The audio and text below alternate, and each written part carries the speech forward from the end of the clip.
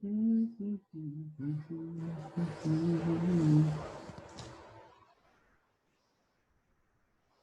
चलो, ज्वाइन हो जाओ कितना भी।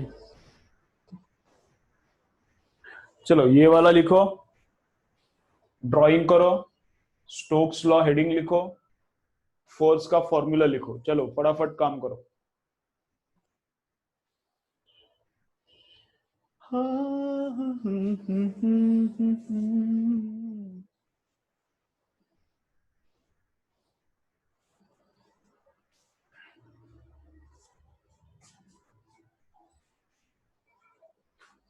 कितना टाइम लगता है रे ज्वाइन होने को?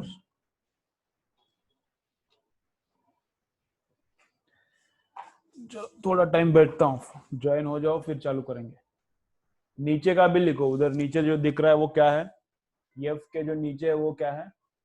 टर्मिनल वेलोसिटी है। स्टोक्स लॉ हेडिंग लिखो, एफ इज इक्वल टू लिखो 6 पाई ईटा आर वी। वी वेलोसिटी है, लिखो वी क्या है? वेलोसिटी है। आर क्या है? रेडियस ऑफ स्फीयर है। ईटा तो अभी क्या विस्कोसिटी रहेगा। एफ क्या है लेकिन? Viscous force on moving sphere in the liquid. F क्या है? लिखो एफ क्या है? एफ क्या है? Viscous force on moving sphere in the liquid. Viscous force on moving sphere in the liquid. ठीक है, आ गए? क्या बोल रहा है सर फिजिक्स के? फिजिक्स का फॉर्मूला, केमिस्ट्री, इनऑर्गेनिक केमिस्ट्री का रिएक्शंस 10 बार 15 बार लिखने का तो अपने आप रट्टा होता है। फिजिक्स के फॉर्मूले याद नहीं रहते तो क्या करने का? लिखने का 10 बार 15 बार, हो जाता है रट्टा फिर।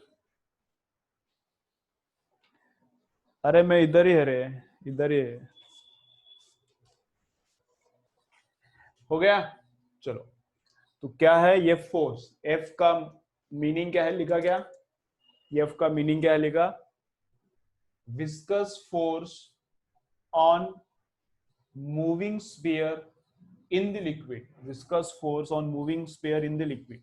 स्फीयर पे ही चलता है, बाकी किस पे नहीं चलता। स्क्वायर पे, स्क्वायर प्लेट है, क्यूब है, सिलेंडर है, किसके लिए भी ये फॉर्मूला नहीं चलता, बस स्पेसिफिकली स्फीयर के लिए चलता है। ठीक है।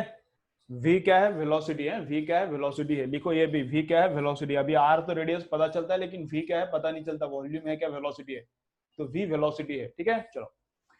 तो अभी देखो क्या करेंगे, अभी देखो क्या करेंगे।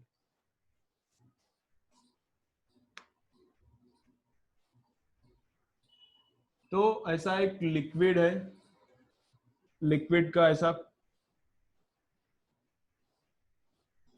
सिलेंडर है, और सिलेंडर में पूरा का पूरा लिक्विड भरा हुआ है। ठीक है, बहुत लंबा का लंबा है। क्या लंबा का लंबा है? सिलेंडर है। और इनसाइड सिलेंडर क्या है? अपने पास लिक्विड है। पूरा का पूरा सिलेंडर इधर तक लिक्विड से फिलअप कर दिया, और फिर छोटा स्पेयर लेने का, और छोटा स्पेयर इधर छोड़ने का। तो छोटा स्पेयर ऐसा नीचे नीचे आएगा, नीचे नीचे फंस करके नीचे नीचे आएगा। ठीक है, ओके। अब इधर क्या होता है? वैक्यूम में और लिक्विड में क्या होता है, इसका कंपैरिजन करते हैं। ठीक है, वही स्पीयर, सेम स्पीयर वैक्यूम में छोड़ा तो कैसा बिहेव करेगा, कैसा नीचे आएगा, और लिक्विड में छोड़ा तो कैसा बिहेव करेगा। तो इसको अगर वैक्यूम में छोड़ा तो कोई भी फ्लूइड नहीं है, एयर भी नहीं है, कुछ भी नहीं है इधर, कुछ भी नहीं है, वैक्यूम है। तो इसके ऊपर विस्कोसिटी नहीं लगेगा, इसके ऊपर विस्कस फोर्स नहीं लगेगा। तो इसका स्पीड क्या होता है? कंटिन्यूसली स्पीड इंक्रीज होता है बिकॉज ऑफ ग्रेविटी। ग्रेविटी से ये नीचे आ रहा है ना। यहाँ पे स्पीयर छोड़ दिया और इधर वैक्यूम है समझो, तो इसका स्पीड कंटिन्यूसली बढ़ता है because because of gravitational acceleration. और स्पीड कम करने के लिए विस्कोसिटी वगैरह कुछ नहीं है इधर, क्योंकि वैक्यूम में एयर भी नहीं है। तो इसका speed continuously increases increases increases increases increases. And finally speed क्या होता है, लार्जेस्ट स्पीड होता है, फाइनल स्पीड हाईएस्ट स्पीड होता है, और उस स्पीड से क्या होता है, यहाँ पे अगर फ्लोर है तो उसके साथ वो कोलाइड होता है। ठीक है, वैक्यूम में ऐसा होता है, क्या होता है, continuously speed increases and then collides. ठीक है, लेकिन लिक्विड के अंदर वही सेम स्पीयर छोड़ दिया तो क्या होता है, लिक्विड के अंदर वही सेम स्पीयर छोड़ दिया तो क्या होता है, डाउनवर्ड फोर्स है, डाउनवर्ड फोर्स कौन सा है, ग्रेविटी का है, तो ग्रेविटी इसको इधर भी खींचेगा, इधर भी खींच रहा था, कोई प्रॉब्लम नहीं। लेकिन यहाँ पे विस्कस फोर्स अपवर्ड डायरेक्शन में नहीं था, लेकिन इधर ये लिक्विड का विस्कस फोर्स अपवर्ड डायरेक्शन में है, लेकिन यहाँ पर लिक्विड का force, viscous force upward direction में है। तो लिक्विड का जो विस्कस फोर्स है और एक बॉयंट फोर्स भी रहेगा, बॉयंट फोर्स मतलब किसका, बॉयंट फोर्स मतलब किसका, आर्किमिडीज का प्रिंसिपल। तो आर्किमिडीज, लिक्विड के अंदर वेट कम होता है ना, वो देखा था ना, लिक्विड पहले ही देखा था, लिक्विड के अंदर वेट कम होता है, तो ऊपर के direction V sigma g, V sigma, V inside the liquid into sigma into g, इतना ऊपर के डायरेक्शन में वो फोर्स रहता है, बिकॉज बॉयंट फोर्स वो भी रहेगा, प्लस एक विस्कस फोर्स रहेगा। बॉयंट फोर्स तो कांस्टेंट रहता है, बॉल इधर है, बॉल इधर है, बॉल इधर है, किधर भी जाने दो, बॉयंट फोर्स कांस्टेंट रहता है, लेकिन विस्कस फोर्स चेंज होता है। विस्कस फोर्स किसके ऊपर डिपेंड करता है, स्पेयर है ना, स्पेयर का इधर लिखा है ना, तो विस्कस फोर्स किसके ऊपर डिपेंड करता है, वेलोसिटी। तो जैसे इसका वेलोसिटी बढ़ता है, विस्कस फोर्स भी ऊपर की डायरेक्शन में बढ़ता है। वेलोसिटी जैसे जैसे बढ़ता है, विस्कस फोर्स ऊपर की डायरेक्शन में बढ़ता है, और एक टाइम में ऐसा होता है, एक टाइम ऐसा होता है कि नीचे का ग्रेविटेशनल फोर्स, ऊपर का बॉयंट फोर्स, प्लस ऊपर का विस्कस फोर्स इक्विलिब्रियम में आता है। समझ रहा है अभी क्या है, यहाँ पे वैक्यूम है तो बॉयंट फोर्स भी नहीं था और विस्कस फोर्स भी यहाँ पे नहीं था, तो नीचे का बस ग्रेविटेशन था, और बिकॉज ऑफ एक सिंगल फोर्स कंटिन्यूसली वेलोसिटी बढ़ता है। ठीक है, इधर वैसा नहीं होता, ग्रेविटी है नीचे, एक बॉयंट फोर्स भी है लिक्विड के अंदर, लिक्विड भी क्या करता है, ऊपर की डायरेक्शन में पुश करता है ना, आर्किमिडीज प्रिंसिपल देखा था, वो बॉयंट फोर्स है, वो तो कांस्टेंट रहता है, लेकिन विस्कस फोर्स भी है, वो कितना है अभी स्टोक ने बताया, इतना रहता है, और वो वेलोसिटी पे डिपेंड करता है।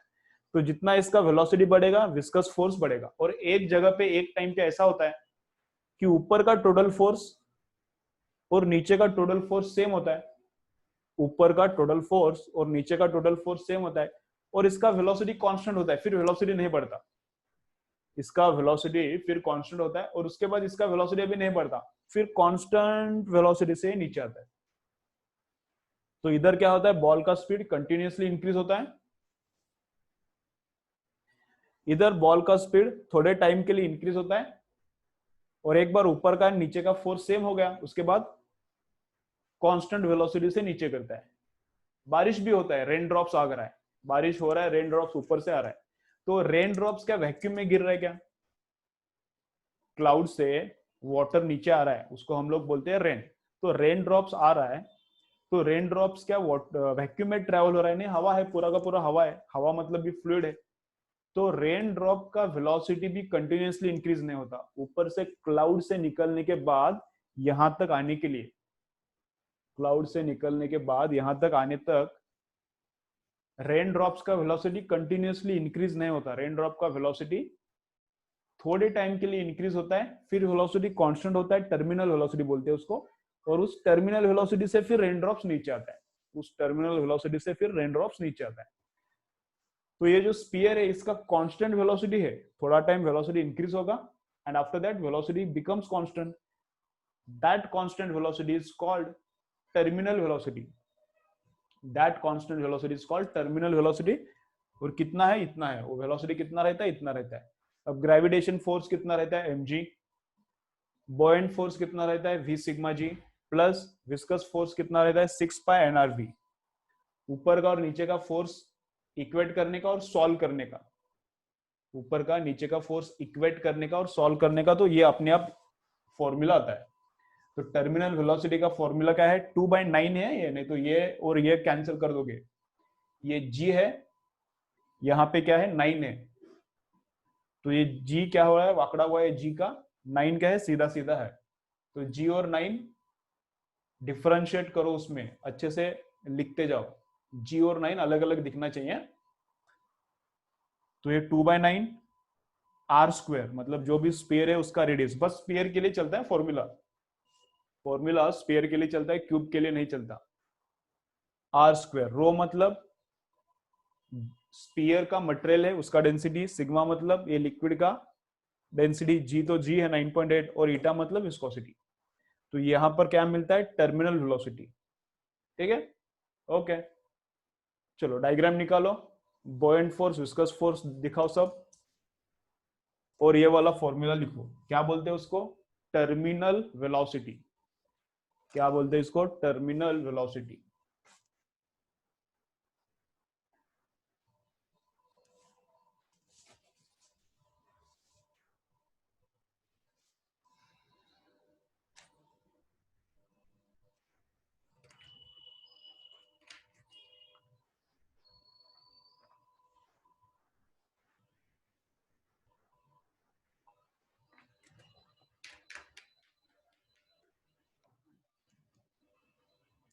ठीक है,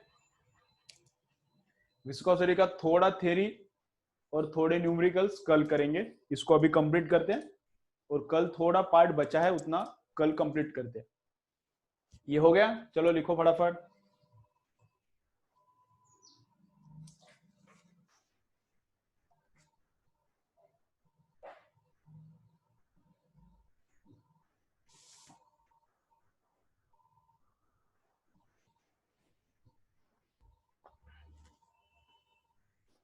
चलो, तो क्या बोल रहा हूं मैं, if velocity of solid velocity of sphere is more than liquid, sphere का वेलोसिटी बड़ा है, लिक्विड का कम है, तो ये नीचे आएगा, इसका डेंसिटी ज्यादा है तो ये नीचे आएगा। तो टर्मिनल वेलोसिटी क्या आता है, पॉजिटिव आता है। तो टर्मिनल वेलोसिटी पॉजिटिव आता है, मतलब वाटर है उसमें आयरन का बॉल डाल दिया, मर्क्यूरी है, मर्क्यूरी में नहीं जाएगा शायद, या फिर हनी है उसमें आयरन का बॉल डाल दिया, तो ऐसा होता है। इसका अगर डेंसिटी ज्यादा है तो ये नीचे आएगा, और टर्मिनल वेलोसिटी क्या आता है, पॉजिटिव आता है। ये बड़ा रहता है, ये छोटा रहता है, टर्मिनल वेलोसिटी पॉजिटिव आता है। टर्मिनल वेलोसिटी ऊपर जाते वक्त भी हो सकता है, टर्मिनल वेलोसिटी ऊपर जाते वक्त भी हो सकता है, मतलब इसमें बबल है समझो, इधर एक बॉटम में क्या किया, बबल प्रोड्यूस किया, तो बबल ये ऊपर जाएगा। बॉटम में एक बबल इधर प्रोड्यूस किया, तो ये बबल क्या करेगा, ऊपर जाएगा। अब बबल का जो डेंसिटी है वो रो है, वो कम रहेगा। बबल का डेंसिटी है वो रो है, वो कम रहता है, जो भी स्पीयर है उसका डेंसिटी रो। तो यहाँ पे बबल के लिए काम कर रहे हैं तो ये रो कम रहेगा, और सिग्मा लिक्विड का डेंसिटी वो ज्यादा रहेगा। तो इधर क्या, वही फॉर्मूला यूज करने का, बबल के लिए भी वही फॉर्मूला, और आयन के स्पीयर के लिए, कॉपर का स्पीयर है, आयन का स्पीयर है, उसके लिए भी वही फॉर्मूला। इसके लिए रो बड़ा रहता है, टर्मिनल वेलोसिटी पॉजिटिव आ जाएगा।